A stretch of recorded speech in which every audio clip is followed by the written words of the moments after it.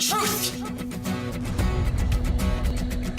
You can't handle the truth. Welcome to Drop Me Off in Nashville with Sabastian Roberts and Scott Huger.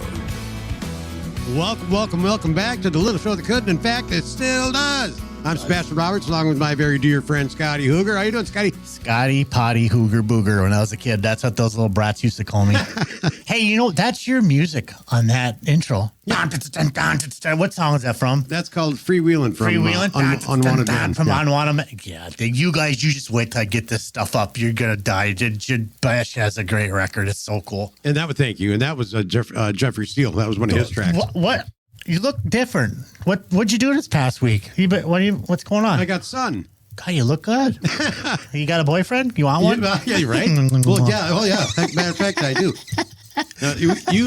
We were talking last week. Something's wrong with me all the time. You know that. Ask my wife. But we were talking last week about this week, and it's the title of this one is Nashville Isn't Just Country. God, it's not.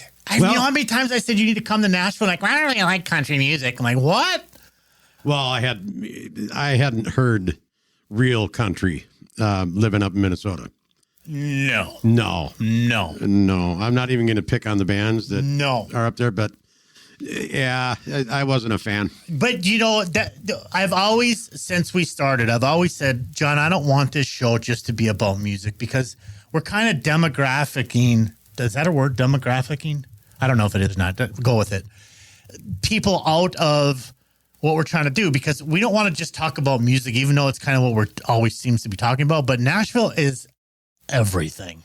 It's a lot more than just music, I'll tell you that. Plays and hockey and football and Nashville Shores for kids. And there's just so much go-karting and mini golf. There's so much for children. The KOA campground. Oh, I love that place right on Briley. Kids would love that. I stayed there so many times. And then it's like you're going back to the 1800s where you stay in these wood cabins. Yeah. It's the coolest thing ever. And I used to park the tour bus, the Busabago, down at Two Rivers Campground right next door to that's where KOA. That's where you met Mel McDaniel's wife, Peggy. Yes, right. Rest in peace, Peggy. And John Anderson. Remember you said you are going to tour? Yeah, you want to go? Hey, remember when you went to Mel's funeral and John Conley got up there? What song did he sing on stage? Called Darn It's a great Christian song. How Great Thou Art. Was it that one? No. Amazing Grace. Amazing Grace. And you said you've never heard something so beautiful. I've never heard that sang, performed like that. No. Unbelievable. Wow. It was. There was just his boots on the stage and his jacket, and I was like, man. You have Mel's jacket? Yeah. And Mel's bass, I'm talking on my ass. The guitar strap. No, that kit where the drummer with his foot kicks it, the big circle drum on the bottom. Come on, help me. I sound like an idiot right now. No, All these people in Nashville probably I don't have that. But the front part? Oh, you don't have that. Okay. No, but Peggy wanted me to have bracelets and the stuff that she just needed, her time to move on. Peggy was Mel McDaniel's wife. She would come into the bars, and anytime anybody would sing a Mel McDaniel song, she'd take guitar picks out and throw them up on the stage. Yeah. Oh, yeah. She did it once to the Skulls. My cousin Artie, Lonnie, and Ellie, they were playing. They're called the Skulls. They're so good. SKAHLS. They're country to the core. When Artie gets in, hang on a minute. What? Can you hear that? Yeah. Hello? Hang on a minute. Hello? Hey, can you hear me now? Who is that? It's Dustin, the road manager who toured with everybody in the whole wide world. Dustin? Yes, that's me. How you doing, brother? We're doing right in the middle of a podcast. Yeah, we're actually recording. Oh, well, I guess I did interrupt you. No, you didn't interrupt, man. Who are you going on tour with? What's going on? Oh, actually, I'm not doing a tour. I just did a DVD with some artist, Leonard Skinner. Oh, cool. But, that's I said cool. Actually, I'm not going to be doing anything music-wise. I am doing a documentary and a 10-episode miniseries for HBO. That's cool. Nice. On the war or something, right? Yeah, it's on Hamburger Hill.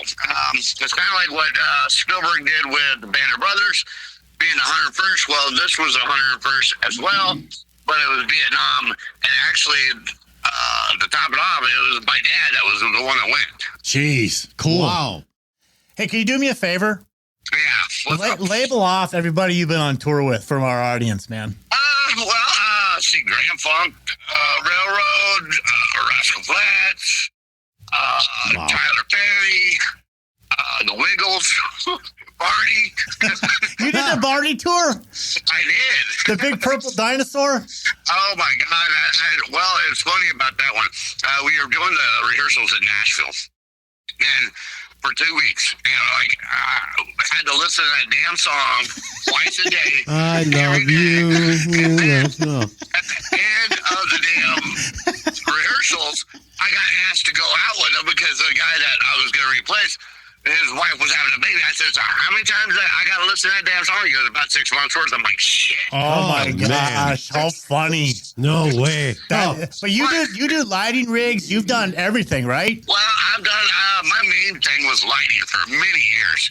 And then I started just dabbling in others with, knew enough about audio and mainly lighting, some video,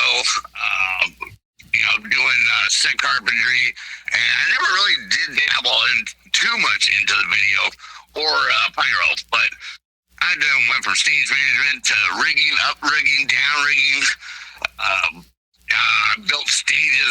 Once I got tired of doing bus tours because it was like every time I woke up, it's like I never left. I was in the same You never know where you are anymore. Yeah. Exactly. And I was like, I can't do this anymore because, I've been to 100 damn different cities, but I've never seen them. Yeah. I was always there working. So I decided I wanted to take a break from that, and I went to do building stages where I was doing festivals where I was in the city for about 2 or 3 weeks. So I got to see parts of it. Man, I'm so glad you called. Bash, can we interview Dustin in Nashville when we go up there? I love it. Dustin, would you come into the studio and meet with us? Oh, sure, of course. Well, we're right in the middle of this. When I saw you call, I could not take the call, so I took it. But let us get back to our show. And, man, thanks for calling. I'll talk to you again soon, my friend. Okay, buddy. Dustin Hogan, everybody. He's cool. Look him up on Facebook. Dustin Hogan. Say hi to Bastion. Hey, Sebastian. What's up, buddy? Hey, not too much, my brother. How you been? Just getting a little wiser and fatter. Yeah, hey, I'm right there with you. That's What's all wrong I do. with I you can't two? see my tooth anymore. All right, guys. I love you, man. Good night. Talk to you soon. Thanks for calling. See ya. All right, bye. Bye. That's cool. Dustin. Man, he's ball with everybody. Did you take your ringer off now? Okay. Shh. I just got in trouble. That's right. A little bit. Well, we had to take the call. I mean, it is Dustin. He's one of those guys that if you don't have those type of people out on tour with you, your tour doesn't happen. No. You got to have those type of people that are going to help you and have your best interest and make you look good. It's what's going to make it or break it. That's what's going to make it or break it. I was going to ask him. I was going to say, tell me something about Nashville that isn't just country, but I thought that was long enough with him on the line. It was so cool that he called. Well, we'll be seeing him. We'll be back in Nashville soon. Yeah, he said he'll come in. That's cool. I can't believe he's doing that thing for HBO. That'll be awesome. Yeah. Good for him. And I think it's a big honor to his dad, which is awesome. Yeah, I think that's great. Cool. So let's talk about it. Nashville isn't just country. It's not. It's really not. There's so many different bars. John, what are the bars in Nashville that aren't just country bars? I mean, I know John Bon Jovi has a bar there, right? Well, the Music City is more of a mosaic, if you really actually look at it. Because, Bon Jovi has one. Yeah, Kid Rock does, of course. Just coming up a little bit of a list here. Bourbon Street, Blues and Boogie, Ooh, that's all jazz. And and BB King's, who doesn't know BB King's? That's been around for a long time. Yeah, a long time. And, Little Red Corvette, that's near Broadway. I wonder who owns that. I got to look that up. And then Acme, Acme Comedy Club. Yeah. No, it's called Acme. It's on the end down there by the river. Yeah, Feed and Seed. Feed and Seed, yeah. Yep, cool. Broadway Brew House. Yep. What's that bar down on the corner? The very popular name on Broadway. It's a chain bar. Oh, Hard Rock. Hard Rock Cafe. Yes, Thank it's you. down on the that corner. That drove me nuts. Yeah, that'll drove me nuts. That's down there too. That's awesome. Rippy's. Rippy's is crossed right by across the street from Tootsie's and the Stage and Legends Corner, right on the corner there by the Bridgestone. Yeah. So from 5th Avenue in Broad all the way down to 2nd Avenue, And then the kind of the roads on each side of Broadway Right. are really where all the bars are. So if anybody's going Yeah. to Nashville, that's really what your ticket is. That's Yeah. But Nashville is so much more than Yeah, that. I mean, if you get up the Music Row a little bit and get out of the immediate downtown, 16th and 17th then Avenue. you got Losers, you know. Yeah, and the Red, Winners, Tin Roof, Red Door, Tin Roof, Red Door. Yep. So that's like a mile away from Broadway. So But- Music Row. You know, Bon Jovi's is rock, and that's popish. You know, He just opened that, I think, this year. Don't quote me, you guys, or maybe last year. Yeah. But I guess it's supposed to be an awesome place. JBJ is in John Bon Jovi. JBJ. That's a cool JBJ's. name. Yeah. I gotta next time I go to town, I gotta go check that out. I want to talk more about that. That's awesome that he's doing And then that. Nash House too. Nash House, and then Gavin McGraw, I think, or Gavin DeGraw. I can't remember his name. Excuse me, Gavin. He had put a place down there too. I think he's That's been the Nash House. That's the Nash Yeah. House. That's his place. What's his real name? I'm screwing it up, and shame on me. Gavin DeGraw. Gavin DeGraw. Sorry, Gavin. I apologize. That's shame on me. No, not at all. Yeah, not at cool. all. Yeah, he's got a cool place too, I heard. But those, you know, there's a list right there that is not just country music. You know, BB King's, you got the blues. Can you imagine what some of them blues bars down now? They're so good. But Dustin, who just called, he brought me to a blues bar we went to watch this girl by the name of Sean Mayer, who will probably be on the Drop Me Off reality show. We need to interview her. She's sickening talented. She is, we'll get into it some other time, but we went down to watch her and he brought me into a blues bar and these guys up on stage were phenomenal. Oh my gosh, it's just all the talent down there. Right. You know, you bring your A game or you stay home. Yeah, the thing about it is Nashville isn't just country. There's this place out there called Nashville Shores. It's out by the airport. It's like a water slides and a lazy river, a campground. You could rent campers from people in Nashville. That's what they do for their living. They buy campers and they rent them out to people and they'll set them up for you. You literally just go there and hop at it just like you're staying at a hotel and you're at Nashville Shores. I mean, how much better is that? I mean, Right. You can't beat that. All the kids can stay in the bars till 7 o'clock at night. You met a great artist down there. He must have been 5-6 years old. I think his name was Jet. Yeah. Jet. Where'd you see him at? Like a 747 Jet. Yeah. That was a scoreboard. Scoreboard. Yeah. And this little kid, let me tell you something. He was with mom and dad or grandma and grandpa. I can't recall which. But the little boy went up there and grabbed a guitar. And I'm talking, he's what, 6, 7 years old. And he did Fireman By George Strait. by George. And I'm like, holy crap, he sounded so flippin' cute. Just adorable. Oh, I saw him several times. I bought his first belt buckle for him. You went and bought him one? Yeah. And you gave it to him. And you Yeah. handed it to him. And his eyes probably lit up like saucers. What was that? The place over by Music City Bars at Ernest Tubbs where the bus is? Yeah, I know what you're talking about. Down the halfway down, and they Yeah. sell cowboy hats and Yeah. jeans and Boot Barn, maybe? Boot Barn? I can't remember what the name of it was. I know I think that's the first place that Garth worked, but when Garth worked, it was in Goodlettsville, I think is where he worked at the Boot Barn. But this was like one of their sister stores or whatever it is. Like, Yeah. but I don't know if it's still open or not, but it's a cool place. Yeah. You know what? It's not. It's in Opry Mills now. They moved it out of that strip mall and they put the Boot Barn in Opry Mills Mall, which is an awesome mall. And that thing's cool too. There's IMAX in there. There's a bunch of different games that you guys can do, wax museums. Nashville isn't just music. It's become a town where your whole family can go have a wonderful vacation. If you're the parents who want to go out at night, just bring a nanny, a babysitter with you so somebody can sit with your kids in the hotel or in the camp or at the campground or whatever it is. And so you can enjoy both worlds. You know what I mean? Absolutely. I mean, it works out great. And a lot of people do that. They bring their nannies with them or bring a babysitter with them. And so if the parents want to go out at night for a couple hours and listen to some music past 7 o'clock and the kids are back at you can do that. But there's so much stuff to do in Nashville. And what is the name of that place? I think it's a Scoreboard. Isn't that where, what's his name, did dishes when he first started out? Randy Travis started at the Nashville Palace. Nashville Palace, Yeah, the Nashville Palace. And that's where Vern Gosdin and all these guys. See, there was an original Nashville Palace, and it was on the corner. Then they moved it down, and then there was a new Nashville Palace.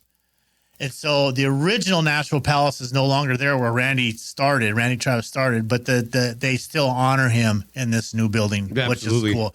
I mean, there's East Nashville is pretty cool. That there's so many unique bars that cater to all different lifestyles and people and activities that you could spend a full 2-3 days just Germantown. And this is all, when we're talking about this stuff, it's like in one centralized area. It's not like you have to go 40 miles to get to one place and 40 miles. This is all like Nashville's like Nashville. It's like downtown. It's all like right there or like 5 miles away. It's really super close to everything. Yeah. But the festivals, the venues, the showcases that go on there, it seems like Nashville has something going on 24/7. I believe that's true. It never stops. No. Like the CMA Fest. Yeah. People are done. That's insane. I did that twice. Yeah. I won't do it a third time. It was 114 degrees. Just because of that. Yeah. Not because it wasn't fun. Not because it just was too hot. Yeah, it was hot. Like, why June? And that, what about August or September? It's What about April? It's like a bowl down there. There's no breeze. There's nothing. It's just really hot. Is it that hard just to take that date and move it? I mean, I would. It just seems like you're just cooking people. Yeah, because that's that downtown shutdown. It seems like such an easy fix to me, but I'm sure that there's reasons why that doesn't happen. Yeah. Hey, we'll be right back after this. All right. Hey, listen! Hey, don't go nowhere. Sebastian and Scott got more coming at ya. That's right, y'all. Okay, we're back. Scotty, how you doing? You hanging in there? How's your leg? You know what? Every week is getting better. Thanks for asking. I put another ice pack on this week, and I have it wrapped pretty cool. And I brought an extra one, and I just put it on. But you guys don't want to hear about my woes. It's getting better. Thanks for asking. Well, I wanted to talk for a minute about the Doc Simmons Miracle Guitar Polish. Let's do a live commercial. Yeah, because we run a bumper for him. Yeah, that we created. But I got to tell you, when you hear about this stuff, Doc Simmons Miracle Guitar Polish, this is not only for your guitar, folks. I figured it out. I couldn't get this haze off of my grand piano. I have a little baby. You have a beautiful piano. It is now. It's beautiful. I think it's because of this Doc Simmons because stuff. of this dang polish that Mark gave me. I'm like, maybe it'll work on that. So I just tested it on a little corner of it, and it took that haze right out of it. And I've only had to do it once since then. Didn't he say, Mark, are you available? Yeah, I'm here. Didn't Mark, the other Mark, what's his last name? Mark George. Mark George. We're going to talk about Mark George just for a second. Okay. I know we're in the middle of a live commercial, but this guy's doing this thing next door, this Music Road, Writer's Block, Songwriters Cafe. And Mr. Mark George. See, we have Mark George is the guy with the Songwriters Cafe. And then we have Mark who takes care of he's our engineer, our producer, our sponsor, just an all around great human being, our friend. The thing about it is that Mark George and Mark are friends, and Mark George made this polish, right? Right. And he gave it to you, and you went, wait a minute. Not only am I going to put this on my guitar, I'm going to put it on my grand piano. Yeah. Mark, have you tried that? Have you had any other instruments that you put it on? Yeah, all my guitars have it. I know that Martin Guitars, I think in Nashville, I know the Martin Guitars, they use his stuff, they sell his stuff. It's amazing, what he went through to get a patent and to the research he did. And also, Sebastian, it smells nice too, doesn't it? It does. It smells really good. And it's all organic. I think you could drink the crap if you wanted to. I think it's like a coconut, isn't it? Like I don't know. I don't know what's in it, but all organic. It smells fantastic. Yeah, and it really leaves the guitar nice. And it's not slippery. Yeah. So when you're holding a Strat, for instance, your forearm isn't going to slide all over the place. Right.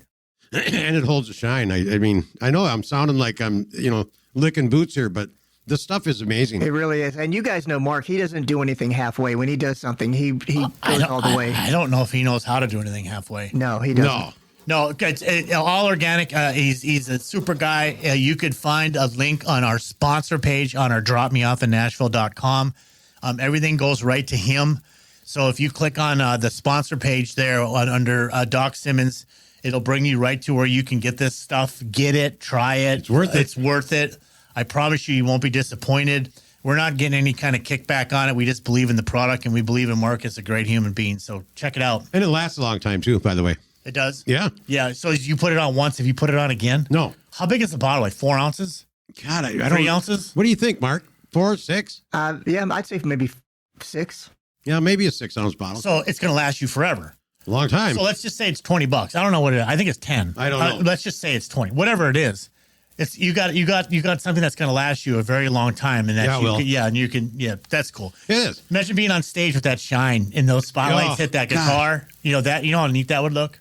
You know how the sun, when it comes in the window, can show every piece of dirt on the floor. Sure, it does that with the piano as well, black lacquer, and it's been just phenomenal since then. That's cool. Yeah. Awesome. Check it out. It's dropmeoffinnashville.com. Go on our sponsor page, look up Doc Simmons, check it out. Try the stuff. Anybody that has a guitar, and especially if you cherish it. And so let me ask you something. Do you think that Nashville is investing anything in non-country music? I know there's a big Christian market there. Well, of course, it's the South. Yeah, and I think it's pretty successful. And I think a lot of the country artists are actually writing for some of these Christian artists.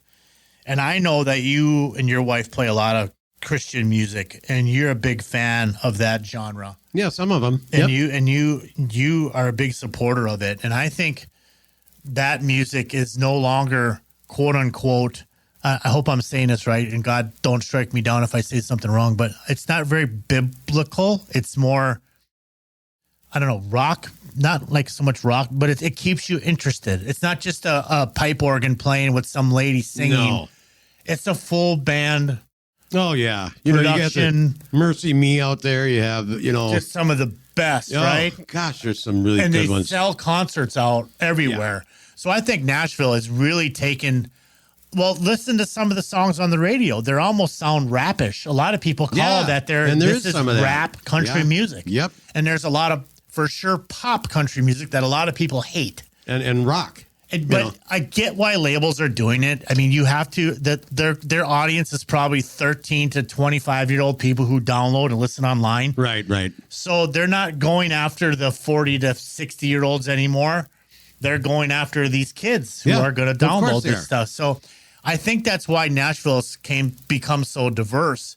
And I think that's why they keep hiring younger and younger people to run these labels because of the diversity. I might be talking out of my ass, and excuse me if I am, but you turn the radio on, they all sound alike, the artists. Right. Which bothers me. That really irritates me. And because there's nobody that has a uniqueness. No. Like you when Travis Tritt would come on, you're like, oh, Jesus, Travis is singing. Well, you know who that is. It's 2 seconds. He doesn't sound like Kenny Rogers. He doesn't sound like Kenny Rogers. You know what I mean? And you can tell the difference. Absolutely. Right now.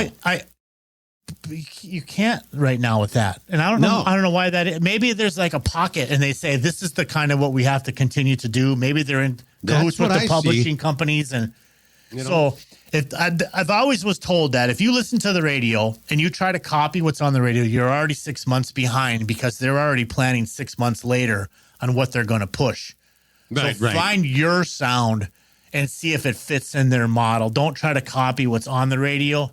But I'll tell you, and maybe I'm ignorant, I hear a lot more that country sucks than country's great. That's right. But then when you look at the numbers contradict what I say. So my opinion is just my opinion. Yeah, and that's anybody, really, right? Yeah.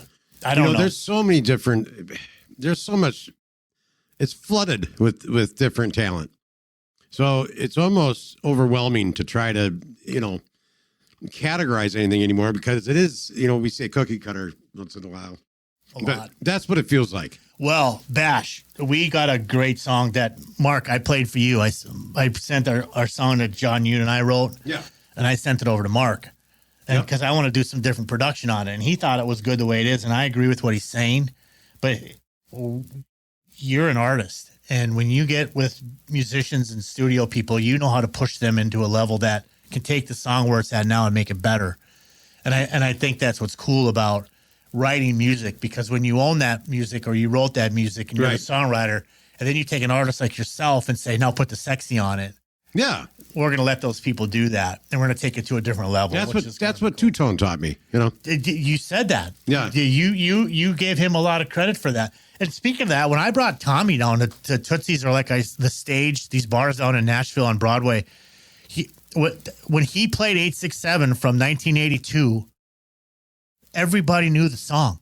Of course. Everybody knew the song. So it's not just country music. And I'm going to tell you, if you go in there and you have a $100 bill or a $20 bill and you ask those singers in there to play a song for you, no matter what it is, they're probably going to sing, especially at Kid Rock's. They'll play Def Leppard. They'll play John Bon Jovi. Yeah. They'll play anybody. Yep. And they'll sing the shit out of it.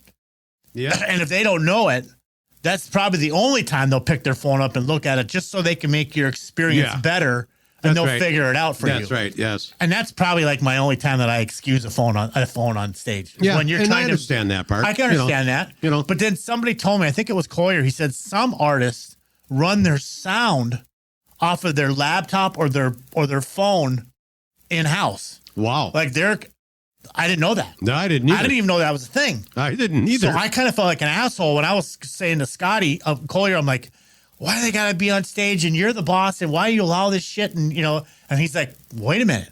And then he taught me, Scotty, that's really not everybody's doing that. Some people are running their sound how they want it, or they don't trust the sound guy. Yeah. Or they want these levels. I didn't know that was even possible. Yeah. And that's your department. You're an artist. I mean, you would get why that would happen. I don't get that shit, why they would do it. But. Well, I do. I understand it. Yeah. Because I can't be in two places at one time. Right. And you can't yell at them in the middle of a song. I can't be on a board. Right. And entertaining somebody at the same time. It's just not possible. Right. And then maybe some songs takes, you're going to have somebody do an Elton John track at Kid Rock's and you want his piano to be up to showcase because he's so damn talented. Right. Maybe these artists are fixed. I'm trying to give credit where credit is due. That's what I'm trying to do here. Yeah. Because my ignorant ass goes, if you got a phone, but you want to be an artist, but you can't take time to learn some songs, go back to Ohio. Yeah, right. Yeah. Yeah. So I might have been talking out of my ass. I don't think so. I don't know. I don't think so. Does it bother you? It does. Why? Well, it could be, I don't know if it's because I'm a creature of habit. Yeah. So I'm comfortable one way. Okay. So, I'm still comfortable with monitors on a stage. You don't want earbuds? I don't like them. I mean, I'll use them if I'm doing bigger, bigger venues. Then that's fine. You know what else I learned? When somebody have earbuds in, a lot of times they don't have the whole band. They just have certain parts. Yeah. They could have this the drummer. Yep. Just the guitar player. That's right. Why is that? It gets muddy. In your ears, it's too much? It's too much. Because now you can't hear you. And that's a bigger problem. That's a bigger problem. But all voice coaches are telling you use earbuds so you don't blow your voice. Yeah, and I agree with that as well. But that's why it's so nice that they each have an EQ. You can bring your guitar in a little bit, background vocals especially. Yeah. So you're harmonizing. You're not. Do those things hurt your ears in there? I mean, I know you use a lot of floor monitors, but when you use them, are they uncomfortable? No. Or are they cushiony or what? It's just different. You know what I mean? But you can't hear nothing else, right? Can you hear the crowd applaud? A little bit. So through your microphone, maybe. Yes. But see, so when you're using a line array system, the speakers that are hanging 50 feet in the air, what comes out of this microphone isn't coming out of the main speakers for like a half a second. Okay. So you're behind the 8-ball. So your drummer's right next to you, and he's keeping time, but your voice isn't going to come out. So hence why they put that plastic shield around the drum kit. Yeah. It's for sound. It's for sound. Mm-hmm. Yes. That's interesting. I didn't mean to get off topic, guys. Not at all. But We have time. Again, Nashville isn't just country music. And I can't say that enough. And I swear if I heard that one more time, I'm going to puke. Because it's just like, I don't like country music. I don't want to go down. I'm not really a big fan or whatever they have to say. I kind of cringe to myself and go, it's far from it. And yeah, right. The next generation of Nashville artists. Right. I don't think it's going to be solid country anymore. Really. I don't think it'll ever be back to country music again. Do you? No. Is that sad? Yeah.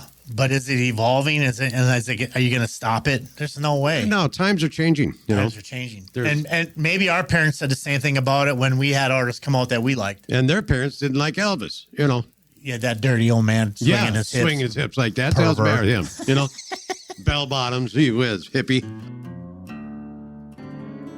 Some parts of Nashville are, should we say, a bit seedy? Oh, howdy, mister. You got an itch that needs scratching? I was just fetching a fresh pitcher of iced tea. I bet Scott and Sebastian know where they are. Stay tuned and find out. Well, we're back. What's going on, Scotty? Oh, yeah, I guess so. Jeez Louise, man. We got to stop talking during these breaks because I get confused when we're on the air and when we're not on the air. Yeah. Hey, I want to do another commercial if you don't mind. Let's do this one live, okay? Well, it's not really a commercial, is it? Well, it's my company. That's right. So selfishly. Yeah. It's called Music Road Productions. I like that. Music Road Productions. And we have the Drop Me Off in Nashville reality show ran through there. And we have our Michael Gillis that we run through there. And we are signing an artist within the next month. Those contracts are being put together, and I'm not allowed to talk about it till that person says yes. But we are going to help this person in a big way and give this person the support and accolades that, I'll say this, she so richly deserves. And I'm very proud of her for what's about to happen to her. And Music Road Productions. So we took an artist to the top 12 or 13 on Billboard with a song called Can't Hide Beautiful by Michael Gillis. And we just got Michael out of the studio with Brian Kennedy. Brian Kennedy is one of the top producers in the world. And he has worked with Rihanna, Kelly Clarkson. If you look him up, Brian Kennedy out of L.A., you will see his pedigree. He's like a David Kirschenbaum. Oh yeah, Sean. He's got an ear like that. Right. He. And that's saying something. And when he said yes to produce Michael, we were very happy. And I have one more huge announcement to make, and I can't make it just yet. But oh my gosh, I want to so bad. There's a major artist. Oh yeah. When you think of people like Michael Jackson, Lady Gaga, Elton John, Garth Brooks, all these major people, Madonna, people who really make a mark in the music industry. Right. One of those folks is teaming up with Michael to do a couple duets. I know. And I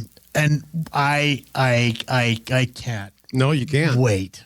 You can't talk about it either. No, and when they say I'm going to because I'm thrilled to death and I think the world of this artist and I'm excited for it. So Music Road Productions. I know we're a big sponsor of this and I'm happy to sponsor this because number one, it's us. Yeah. But number two, we're doing something a little bit different as far as management companies are concerned. We're going the AI route. We are not doing old school.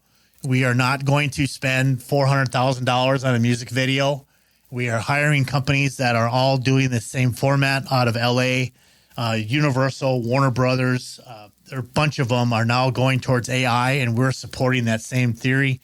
And so when you talk about investing in your career as either an independent artist or a signed artist, instead of having to spend all of this money up front and wait to get paid back, you won't have to spend as much money and have the same quality. So we are a forward-thinking management company. Yeah, I would say you are. And that's pretty exciting. Yeah, and, it is. And Michael Gillis has very much embraced this. He's a forward thinker as well. And he pushes us to even be more creative, which is awesome. So I love that. Music Road Productions, pretty cool company. Music Check us Road. out if you want. Yeah, Yeah, and definitely. And send us a note. And honestly, you guys, I'm an open man guy. I will work with anybody as long as you work harder than me. And if I don't have to babysit you, and you're never going to blame me for your shortcomings, because you're going to have some. But the thing about it is we will push you in the right direction. It's your job to take care of your brand. That's right. And, listen, go to our .com, like us on Facebook and TikTok and Instagram, and we're everywhere. And we like to see the numbers climbing like this. It's super fun. So we thank everybody very much, and cool. We'll see you next week. Yeah, see you next week, guys. Thanks for joining Sebastian and Scott. Don't forget to like and subscribe to join the Drop Me Off in Nashville family. Engineering and production provided by Podcast Production Music. Well, Nashville, can't thank you enough for all the time. Y'all come back now. Here?